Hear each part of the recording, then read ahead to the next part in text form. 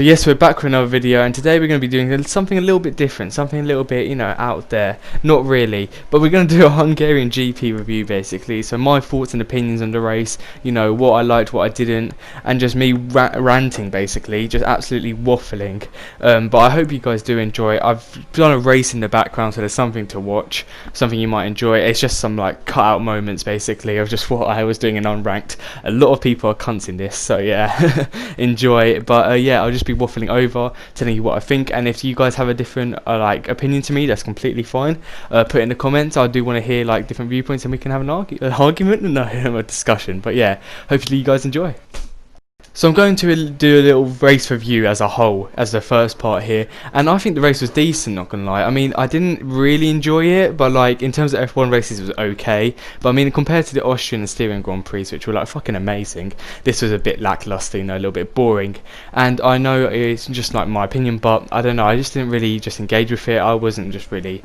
I just wasn't really caring. I know I kind of could see the result after lap 3, so that was a bit. And also, I feel I've been absolutely catfished by the rain here. I mean, I saw the race. I tuned in at like 1:30, so 30 minutes before. I saw the rain, and I was like, "Boner! Oh my god, I'm excited! It's gonna rain! It's finally gonna rain!" And no, no, it did rain before. Actually, I'm lying. It did rain before, but like, it got to the start of the race, there was no rain, and then throughout the race, every like 10 minutes, they're like, "Oh, there could be a little bit of rain here, Vettel. Oh, Lewis." Rain coming in 20 minutes. No, it never came. Don't lie to me. You guys know it never came to me, and I just got really, you know, just bored of it. And after like 20 laps, I was like, the rain ain't coming, so let's not fool anyone here.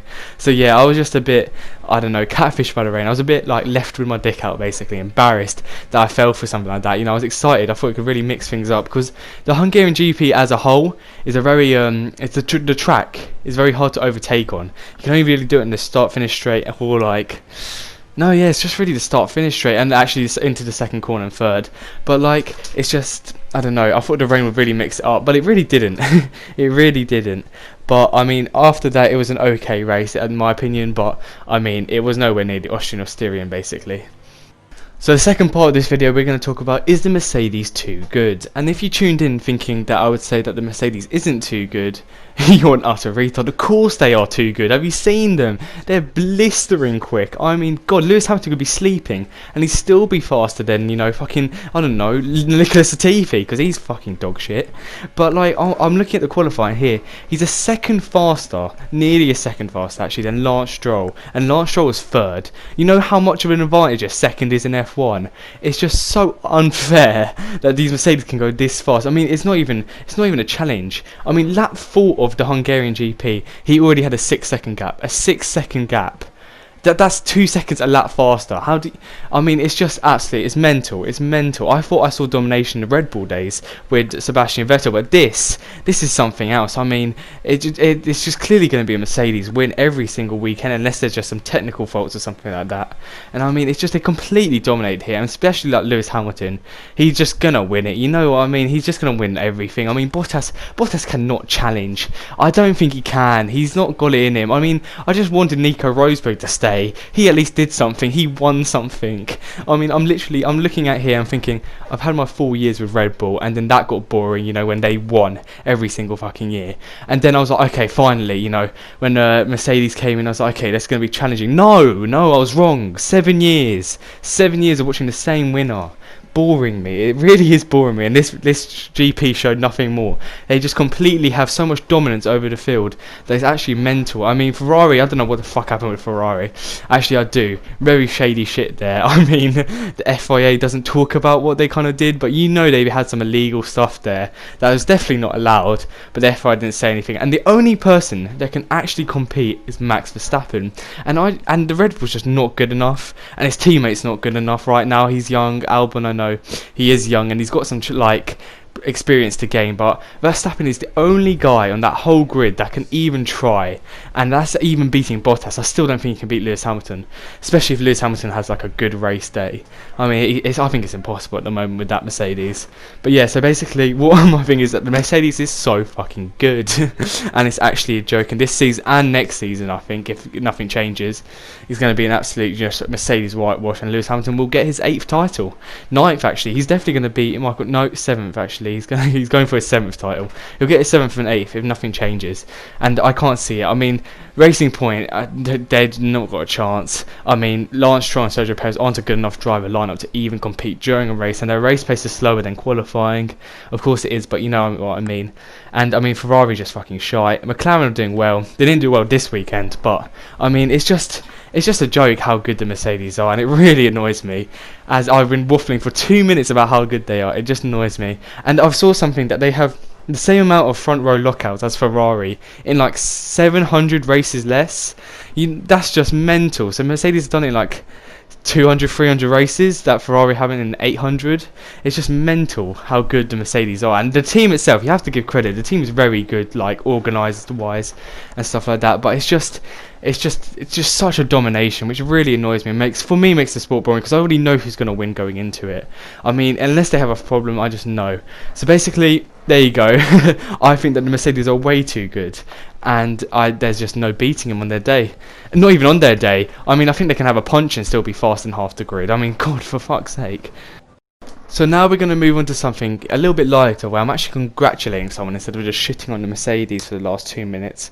We're actually going to talk about driver of the day. And I know what you're thinking. We're talking about Max Verstappen. He got driver of the day. No, and he doesn't deserve it. I have no idea why he got it. He crashed when you just go out of the pit stop and do your little lap around to get your cars ready on the grid. How could you should not get driver of the day if you crashed it? Like, it's such a simple part. You take it so slowly. And I don't want to hear, oh, the brakes was cold and stuff like that. Yeah, they were. But I mean, still, a driver should not be crashing there. Causes like whole fucking crew a lot of damage there, and they just had to work endlessly on that car. And yeah, he did well, but he definitely doesn't deserve it. The man who does deserve it though is Kevin Magnussen, and now you gotta give it to him. The Haas is a shit car. The Haas cannot compete. It's the bottom of the grid basically, but the Haas and Kevin Magnussen just did an absolute great job there. I mean, to finish 9th and sadly because of the penalty 10th and get a point is just such a it's just a great result for a team like that, and I don't think it gets enough praise. They had the absolute genius there to put them under slick tyres, get everyone before they pit stop. It's just, I don't know, it's just genius kind of stuff there, and they've done well, and they were going into like podium position, like 4th or something like that throughout the race for like 20 laps, maybe not 20, but they did an absolute job, and to finish 10th with that car I think is amazing, and it doesn't get enough praise. I think it's absolutely amazing. So yeah, I'll give my driver of the day to Kevin Magnussen, even though I don't really like him, but well done on Kevin Magnussen. Let's give him a tap on the back. So now moving on, I also want to talk about the surprises that some teams had, and like what I was surprised with in the race. So I would say that the biggest surprise for me was actually Ferrari. Now Ferrari, don't get me wrong, still aren't good. They're still quite shit. But I think they did a job today, and more specifically, Sebastian Vettel did a job. I mean, I understand that Leclerc had his own problems, but like Sebastian Vettel came 6th, is it? Yeah, 6th. In a car that's really not like very competitive and is definitely quite slow. He came 5th, and he did 6th actually. He done an absolute job. So I think that like the Ferrari did surprise me, and they have like some good results here, and I think they will get better throughout the season. But like right now they're utter shite, but they're doing quite well, especially Sebastian Vettel, and Charles Leclerc actually came 2nd in one of them. So like you got to give it to him there. I think it was a great result for Sebastian Vettel in the Hungarian GP. And another surprise that I had was actually McLaren. I didn't think they did too well this weekend, and I understand that there were some problems like Lando Norris getting released late, and Carlos Sainz just doing Carlos Sainz thing. I didn't see him half the race because the camera is never on the man for some reason. But like Lando Norris, they just didn't do too well, and Carlos Sainz got with 2 points, finished 10th technically. So yeah, they only got 1 point from it, and maybe because the Hungarian GP doesn't really suit them. But like I still think I was a bit surprised about how shit they were, and I just don't know. I think they will be better in like other races like Silverstone, of course. But for this weekend, they just surprised me about being that bad. So yeah. What I also want to go into is the Constructors' Championship, and I think we've actually got a little bit of a race on our hands in terms of getting the points. Now, of course, Mercedes are long gone. Mercedes have already won it. They've got a 70-point lead already with 3 races in. 70-point lead, which is utterly amazing, not going to lie. But if we're looking at here, I can see I mean, there's Red Bull, which with 55, McLaren with 41, and Racing Point with 40. And I all think they can challenge, especially when Ferrari gets a little bit better, which I know they will. They will get a little bit better. I think that's going to be a great like race to get second there, because you know the Racing Point's is getting like solid results. The McLaren have got a great start, a little bit of shit in the Hungarian GP as we talked, but you know I think it's going to be a great race in the Constructors' Championship, and I really think you know it's going to be really close.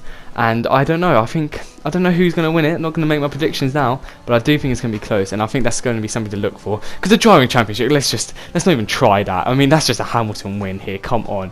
I mean, maybe Bottas can put up a little bit of a fight, depending on like reliability for Hamilton. But on his day, there is no beating that man, and it pisses me off because it's just boring. But what can you do? I mean, Hamilton's definitely going to win it here.